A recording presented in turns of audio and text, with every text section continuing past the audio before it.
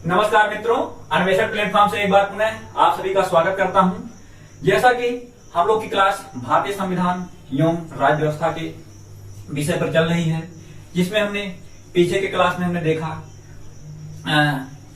भारतीय संविधान निर्माण संबंधी प्रक्रिया, और उसमें संविधान की विशेषता की बात करें। संविधान की विशेषता में हमने संविधान की अनुसूचियां, संविधान के जो विदेशी स्रोत हैं, संविधान के जो प्रस्तावना है, संविधान की प्रस्तावना है, उन सब टॉपिक पे हम लोग की चर्चा हो चुकी है।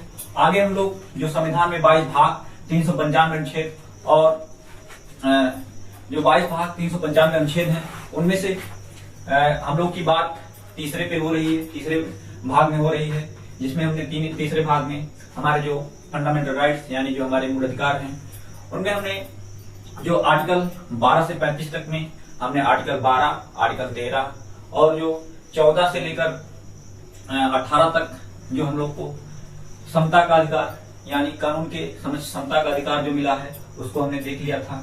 तो आइए देखते हैं भाग 3 जो हमारे फंडामेंटल राइट्स यानी हमारे जो मूल अधिकार हैं, उनके विषय पर चर्चा करते हैं।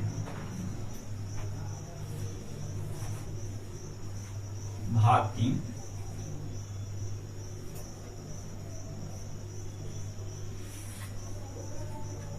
मूल अधिकार। दोस्तों, हमने पीछे की क्लास में हमने देखा था क्या जो आर्टिकल 12 है, आर्टिकल 13 है और समता के अधिकार में आर्टिकल 14 से 18 तक की बातें हम लोग की हुई है। पहले एक बार हम लोग पुनः उसको रिवाइज करते हैं, उसके बाद आगे के जो नए तथ्य हैं उसको देखते हैं। हम लोग अगर देखें 12 में क्या देखा था, आर्टिकल 12 में हम लोग देखे थे कि इसको राज्य को परिभाषित किया गया है। आर्टिकल 12 में राज्य को परिभाषित किया गया है, राज्य को परिभाषित किया गया है। वहीं अगर हम लोग आर्टिकल 13 में देखें तो आर्टिकल 13 में किसको देखे थे, क्या देखे थे? आर्टिकल 13 में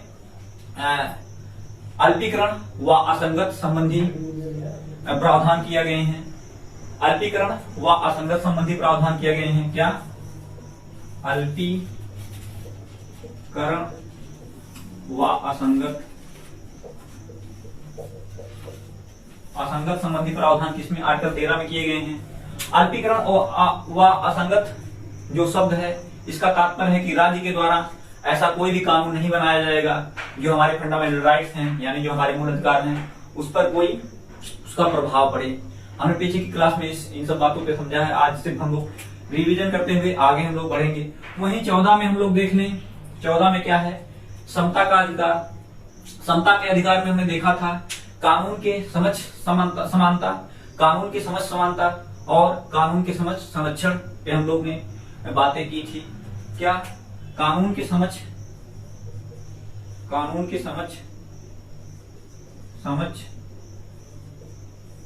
समता व कानून के समक्ष संरक्षण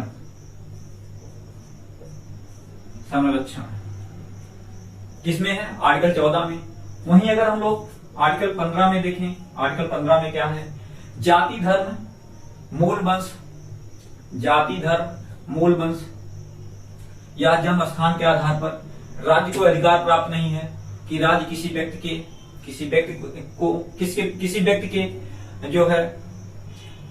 के द्वारा या राज्य के द्वारा किसी व्यक्ति का जो राज्य को अधिकार प्राप्त नहीं है। 15 के तहत जाति धर्म मूल वंश इत्यादि के आधार पर राज्य को अधिकार प्राप्त नहीं है कि व्यक्ति का जो उसके जो संविधान के माध्यम से जो अधिकार दिए गए हैं, उसके साथ कोई भेदभाव न किया जाए। किसके तहत? आर्टिकल 15 के तहत जाति धर्म मूल वंश के आधार पर राज्य को अधिकार प्राप्त नहीं है कि कोई नागरिकों के साथ वह भेदभाव करे।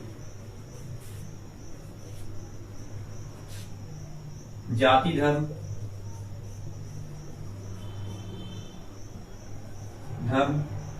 मूल वंश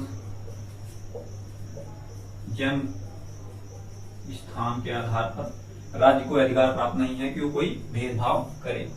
वहीं अगर हम लोग आर्टिकल 16 में देखें आर्टिकल 16 में क्या है? आर्टिकल 16 में दोस्तों लोक नियोजन की स्वतंत्रता है।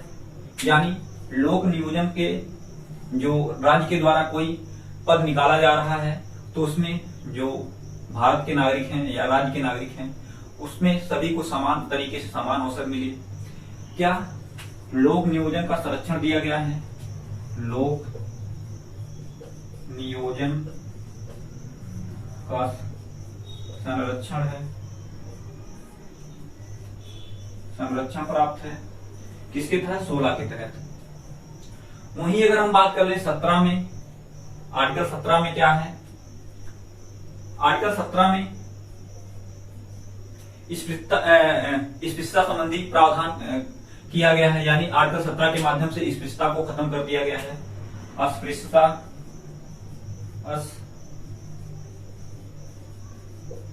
अस्पृश्यता की समाप्ति की गई है आर्टिकल 17 के।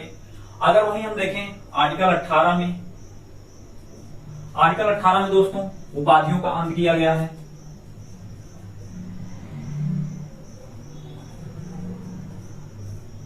का अंत किया गया है। क्या? आर्टिकल 18 के तहत उपाधियों का अंत किया गया है। यहां तक की बातें जो हम लोग की पिछली क्लास में हो चुकी थी। आइए हम लोग देखते हैं, जो एक बार पुनः रिवीजन करते हैं। 12 में क्या कहा गया है? राज्यों को परिभाषित किया गया है। 13 में अल्पीकरण या असंगत विधियों को राज्य को अधिकार नहीं है कि कोई ऐसा कानून बनाए जो मूल अधिकारों से असंगत हो या उसको अल्पीकरण या कम करे। कानून की समझ क्षमता किसमें? 14 में। या कानून की समझ संरक्षण 14 में। कानून की समझ क्षमता की बात करें तो ब्रिटेन से यह शब्दावली ली गई है, जबकि संरक्षण की बात करें तो अमेरिका से ली गई है। वहीं अगर जाति धर्म मूल वंश के आधार पर, आर्टिकल 15 में जाति धर्म मूल वंश के आधार पर राज्य को अधिकार प्राप्त नहीं है किसी के साथ कोई भेदभाव करे। 16 में लोक नियोजन का संरक्षण प्राप्त है। यानी राज्य के द्वारा अगर कोई नौकरी या सरकारी पद निकाला जा रहा है तो उसमें सभी को भागीदारी मिलेगी। 17 में हमने अस्पृश्यता के अंत को देखा कि 17 में क्या है अस्पृश्यता को किस तरह समाप्त किया गया है। इसमें कुछ अस्पृश्यता निवारण 1955 पहले कानून आया, फिर सिविल अधिकार संरक्षण अधिनियम 1976 के माध्यम से इसको मजबूत बनाया गया। और वहीं हमने 18 में देखा कि उपाधियों का अंत किस प्रकार किया गया है। तो हमने देखा जो 12 से 18 तक जो आर्टिकल थे उसको हमने एक नजर में देख लिया। आइए देखते हैं नेक्स्ट, जो इसके बाद संविधान के द्वारा मूल अधिकारों की जो मूल अधिकार हैं टोटल 7 प्रकार के हैं, जिसमें से हमने समता के अधिकार को आर्टिकल 14 से लेकर 18 जो निहित हैं उसको हमने देख लिया है। आइए देखते हैं आर्टिकल 19 से 22 में जो हमारी स्वतंत्रताएं हैं, जो संविधान के माध्यम से हमको स्वतंत्रताएं मिली हैं, उसको देखते हैं।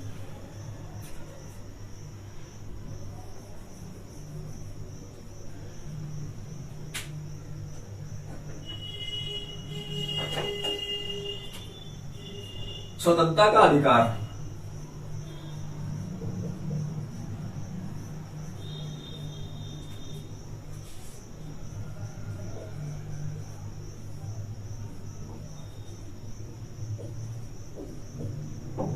से 22 तक, स्वतंत्रता का अधिकार 19 से 22 तक हम लोग को देखना है।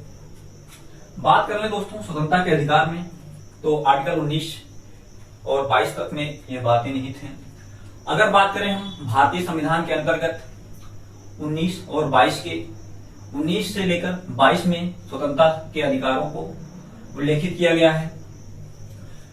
क्या भारतीय संविधान के अंतर्गत 1922 आर्टिकल 1922 के में स्वतंत्रता के अधिकारों का उल्लेख किया गया है। इसके अंतर्गत व्यक्ति की स्वतंत्रता के संबंध में निम्न अधिकार दिए गए हैं। कौन कौन से अधिकार हैं इसको देखते हैं हम लोग। इसमें दोस्तों हम लोग की स्वतंत्रताएं जो है मूल संविधान में 7 स्वतंत्रताएं प्रदान की गई थी, लेकिन जो संपत्ति का अधिकार है आगे हम लोग देखेंगे, जो संपत्ति का अधिकार है उसको मूल अधिकार से हटाकर कानूनी अधिकार बना दिया गया। कब बनाया गया इसको दोस्तों? जो 44वां संविधान संशोधन कब? 44वां संविधान संशोधन, बहुत अच्छा क्वेश्चन यहाँ से बनता है और नेक्स्ट बनते भी रहते हैं, ध्यान दीजिएगा बातों को। 44वां संविधान संशोधन कब? 44वां संविधान संशोधन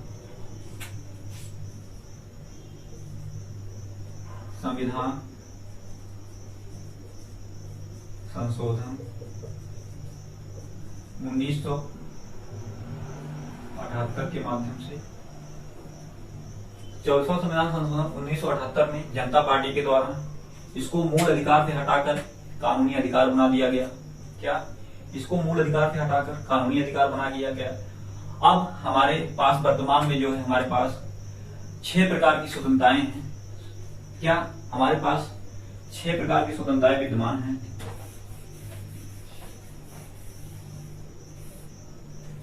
छह प्रकार की स्वतंत्रताएं विद्यमान हैं जिसको हम लोग देखते हैं। पहली स्वतंत्रता कौन है?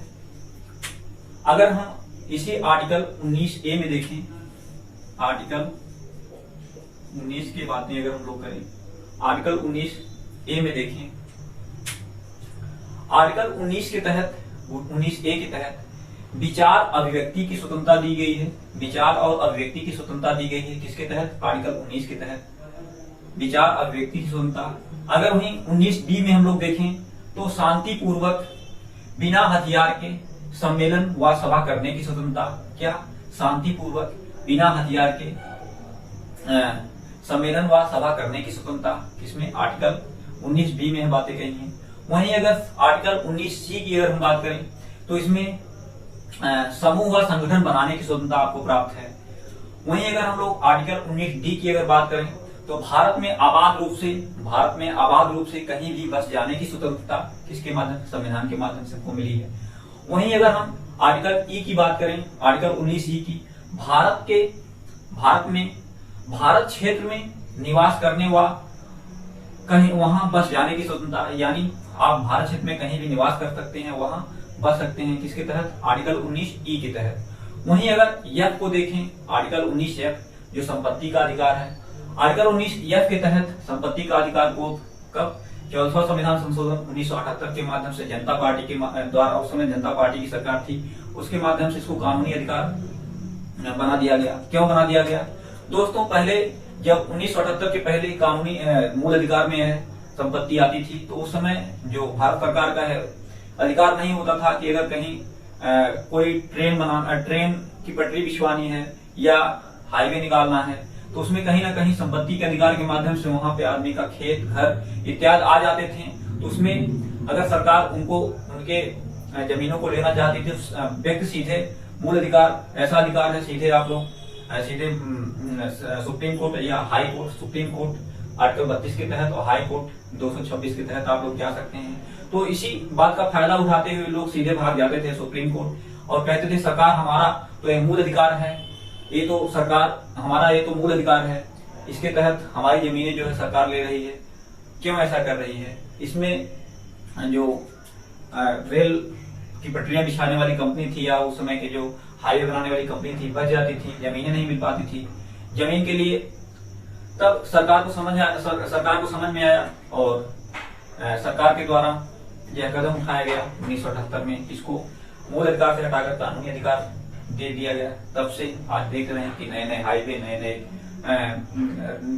रेल मार्ग निकाले जा रहे हैं और उनकी जगह पर यह प्रावधान किया गया कि जिसकी घर और जमीन जाती है उसको कुछ मुआवजा सरकार के द्वारा दिया जाएगा। तो ये तो रहा संपत्ति का अधिकार जो आर्टिकल 19F के तहत बातें नहीं थे उसमें। अगर आर्टिकल 19G की बातें हम लोग देखें, उसमें क्या है? कोई भी व्यक्ति वित्त व्यवसाय तथा रोजगार करने के लिए उसको स्वतंत्रता प्रदान की गई है। किसमें? आर्टिकल 19 में। तो आइए एक एक 19 के एक एक आर्टिकल जो खंड में दिए गए हैं उसको नोट करते हैं और समझते हैं। 19A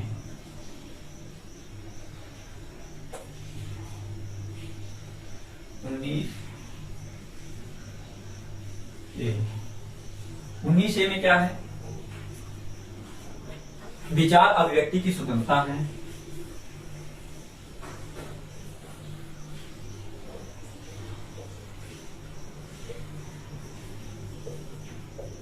अभिव्यक्ति की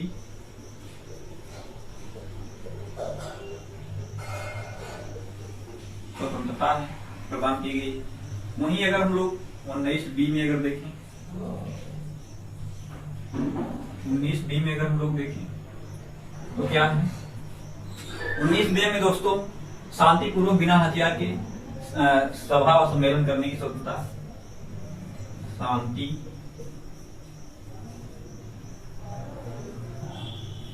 शांतिपूर्वक बिना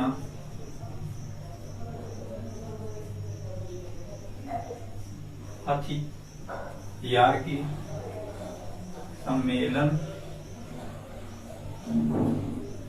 सम्मेलन व सभा करने की स्वतंत्रता। सम्मेलन व सभा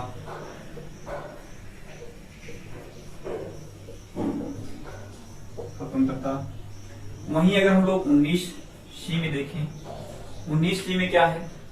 समूह व संगठन बनाने की स्वतंत्रता।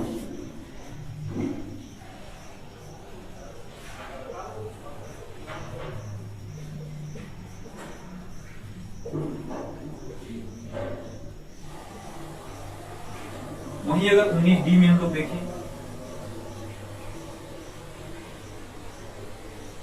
19D में क्या है?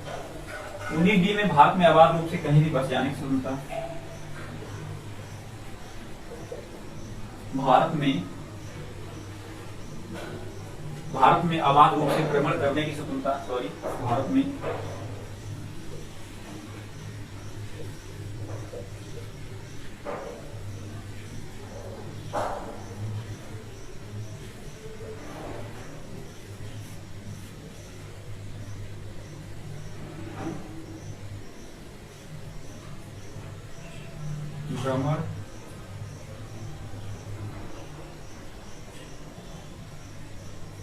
भ्रमण करने की स्वतंत्रता।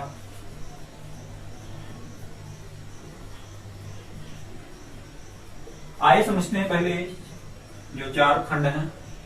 विचार अभिव्यक्ति की स्वतंत्रता, आर्टिकल 19(1) के तहत। इसका तात्पर्य दोस्तों, संविधान के द्वारा हमको अधिकार दिया गया है कि अपना विचार, अपनी अभिव्यक्ति मीडिया के माध्यम से, सभा के माध्यम से, इत्यादि के माध्यम से हम लोग अपना विचार अभिव्यक्ति दे सकते हैं आर्टिकल 19(a) के तहत। इस समय आप लोग देख रहे होंगे, कुछ लोग सोशल मीडिया के माध्यम से अपना विचार देते हैं, कुछ लोग प्रेस के माध्यम से अपना विचार देते हैं, अखबार के माध्यम से अपना विचार दे देते हैं। किसके तहत ये स्वतंत्रता मिली है? नहीं तो इस समय जो सरकार है, जो सरकार के विपक्ष बोलते हैं, अगर इस संविधान के द्वारा उनको प्रदत्त अधिकार नहीं मिले होते हैं, पक्का है सरकार उनको जेल करवा देती, क्योंकि संविधान के द्वारा यह अधिकार हमको मिला है। कोई भी किसी के खिलाफ जो देश से संबंधित पॉजिटिव बातें हैं वो अपना अभिव्यक्ति के माध्यम से कर सकता है। तो वहीं अगर हम देखें, शांतिपूर्वक बिना हथियार के सम्मेलन करने की स्वतंत्रता। सही है दोस्तों, जो आए दिन देखते हैं आप, यहाँ पे धरना हो रहा, वहां पे धरना हो रहा है, तो धरना किसके माध्यम से अधिकार है? आर्टिकल 19B में कहा गया कि आप शांतिपूर्वक बिना हथियार के सम्मेलन व सभा कर सकते हैं। वहीं अगर हम देखें, समूह व संगठन बनाने की स्वतंत्रता। समूह व संगठन आप बना सकते हैं, तमाम तरह के आप देखते हैं समूह बनते हैं, संगठन है, लोहिया वाहिनी संगठन, यहाँ तमाम तरह के संगठन है। वहीं अगर देखें, भारत में आबाद रूप से कहीं भी भ्रमण करने की स्वतंत्रता।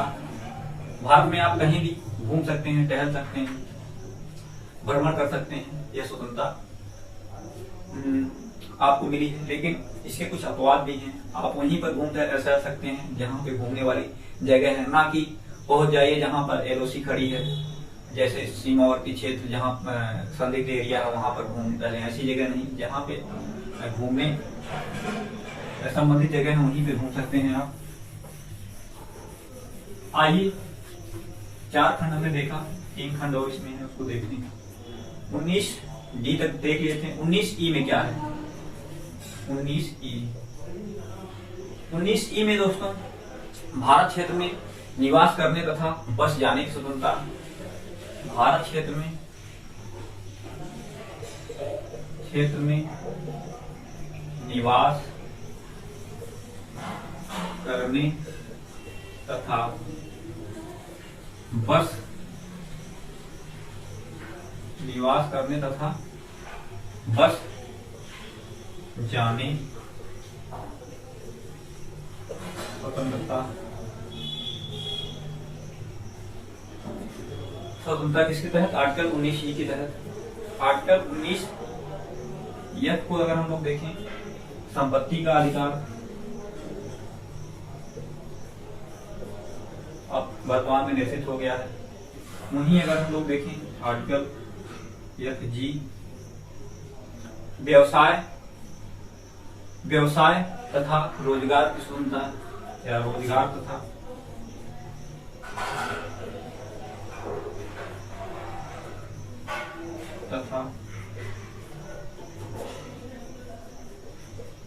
व्यवसाय करने की स्वतंत्रता। व्यवसाय करने की स्वतंत्रता, इसमें हम लोग देख सकते हैं भारत क्षेत्र में निवास करने तथा बस जाने की स्वतंत्रता, यानी भारत क्षेत्र में कहीं भी आप निवास कर सकते हैं और कहीं भी आप बस सकते हैं। इसके तहत आर्टिकल 19 के तहत। वहीं अगर हम 19 में देखें संपत्ति का अधिकार, अभी हमने डिफिनेशन इसका देखा है कि यह समाप्त कर दिया गया है। 19 में रोजगार तथा व्यवसाय करने की स्वतंत्रता, संविधान द्वारा अधिकार है कि आप कोई भी रोजगार व्यवसाय कर सकते हैं, रोजगार के लिए व्यवसाय इत्यादि कर सकते हैं। तो ये तो दोस्तों स्वतंत्रता संबंधी बातें थी जिसको हमने देखा। आइए देखते हैं नेक्स्ट। आर्टिकल 19 को हमने देख लिया, आर्टिकल 20 में क्या है।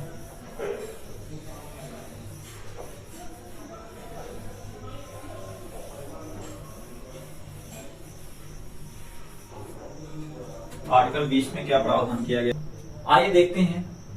अपराधों के दोष सिद्धि के संबंध में संरक्षण क्या है। संरक्षण आर्टिकल 20 के तहत हम लोग इस बातों को देखेंगे।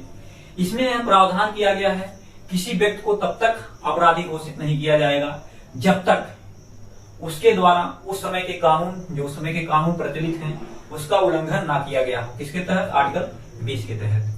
अगर उसके द्वारा कोई भी कानून उल्लंघन किए गए हैं तो उसको सजा उस समय के कानून के माध्यम से ही दी जाएगी। क्या?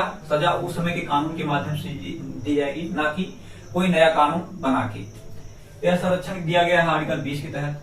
वहीं अगर हम लोग देखें दोहरे दंड से संरक्षण संबंधी बातें क्या है, इसमें यह बताया गया है, इसमें इसके अंतर्गत यह हुक्म किया गया है कि एक व्यक्ति को एक अपराध के लिए न्यायालय उसको एक ही बार सजा देगा, ना कि 2 बार, लेकिन उसमें जो विभागीय कार्रवाई है उसको छोड़कर, वहीं अगर बात करने नेक्स्ट इसमें जो पॉइंट बनता है, जो इसमें जो स्वयं के विरुद्ध गवाही मान्य नहीं होगी, न्यायालय के समक्ष स्वयं के विरुद्ध गवाही मान्य नहीं होगी। अगर किसी के द्वारा कोई दबाव बनाकर गवाही दिलाना चाह रहा है तो इसके माध्यम से गवाही को मान्य नहीं किया गया है। इसमें हम लोग कह सकते हैं कि स्वयं के विरुद्ध गवाही मान्य नहीं होगी। तो दोस्तों आर्टिकल 20 के तहत इस अपराधों के दोष सिद्धि संबंध में संरक्षण को हमने देखा। यहाँ से सीधे क्वेश्चन बनता है कि आर्टिकल 20 में क्या है, तो अपराधों के दोष सिद्धि के संबंध में संरक्षण का प्रावधान किया गया है। नेक्स्ट अगर हम देखें आर्टिकल 21 में क्या है, आर्टिकल 21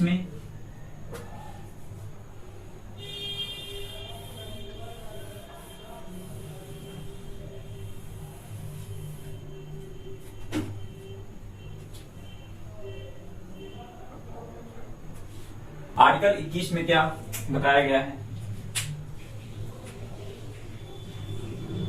प्राण एवं दैवीय स्वतंत्रता। आर्टिकल 21 प्राण एवं दैहिक स्वतंत्रता का प्रावधान किसमें किया है? आर्टिकल 21 में। इसके अंतर्गत दोस्तों सभी व्यक्तियों को क्या क्या है प्राण और दैवीय स्वतंत्रता। इसमें संविधान के द्वारा या इसके अंतर्गत सभी व्यक्तियों के जीवन का संरक्षण संविधान के अंतर्गत किया गया है तथा यह निर्धारित किया गया है कि विधि के समक्ष जो विधि द्वारा स्थापित प्रक्रिया है, विधि के समक्ष स्थापित प्रक्रिया के बिना किसी भी व्यक्ति के या उसके जीवन की स्वतंत्रता से उसको वंचित नहीं किया जा सकता है। इसके प्राण और दैवीय स्वतंत्रता में किसी व्यक्ति के जीवन की स्वतंत्रता को जो संविधान में विधि बनाई गई है उसके माध्यम के अलावा और किसी माध्यम से उसके जीवन को छीना नहीं जा सकता है। इसके तहत आर्टिकल 19 के तहत छीना नहीं जा सकता है। आर्टिकल 19 के तहत यह बातें अगर हम देखें भारतीय संविधान के तहत डॉक्टर भीमराव अंबेडकर ने इसे मेरुदंड तथा मैग्ना कार्टा की संज्ञा दी है। वहीं अगर हम देख लें इसमें आर्टिकल 21 ए की आर्टिकल 21 में ए में क्या प्रावधान किया गया है। आर्टिकल 21 ए में शिक्षा का अधिकार को अनिवार्य शिक्षा का अधिकार प्रदान किया गया है, जिसमें 66वां संविधान संशोधन 2002 के माध्यम से इसे 6 से 14 वर्ष के बालकों को निःशुल्क शिक्षा तथा अनिवार्य शिक्षा का प्रावधान आर्टिकल 21 ए के अंतर्गत मूल अधिकार बना दिया गया है। किसके तहत कब किया गया? 66वां संविधान संशोधन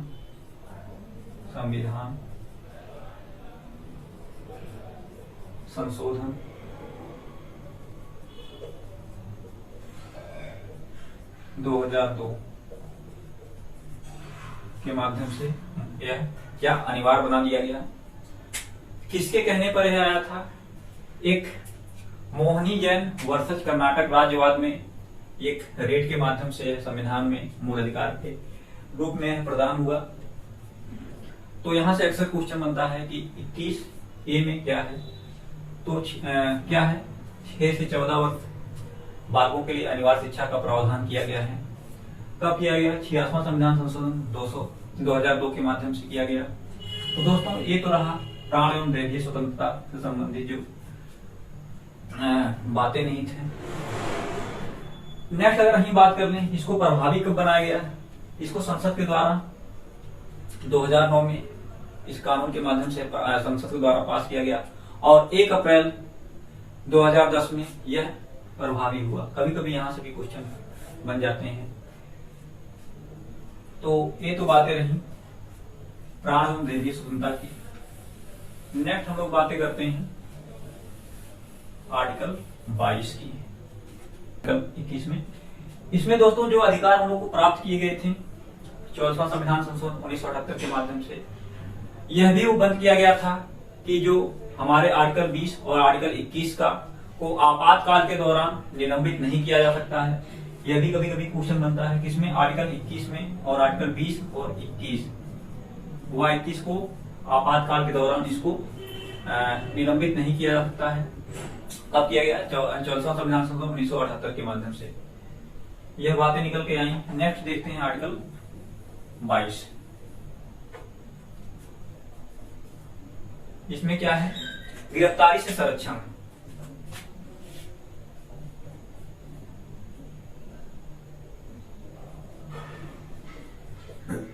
से संरक्षण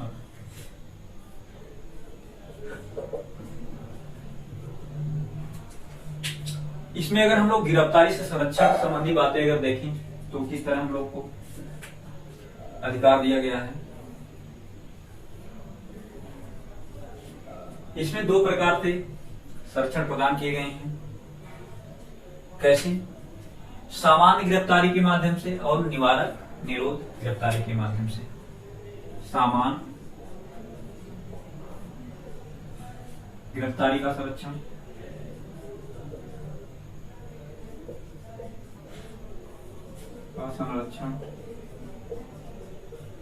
निवारक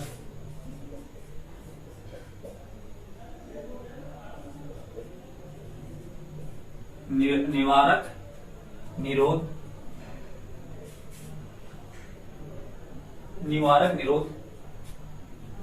से संबंधित संरक्षण।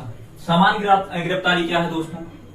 इसमें जो सामान्य गिरफ्तारी है, इसमें जब व्यक्ति किसी पुलिस को पकड़ती है, उसके अपराध के स्वरूप व्यक्ति किसी को अपराध किया है या ना किया है, अगर व्यक्ति उसको पकड़ती है तो उसको व्यक्ति को जो पुलिस पकड़ेगी तो सीधे उसको थाने ले जाएगी।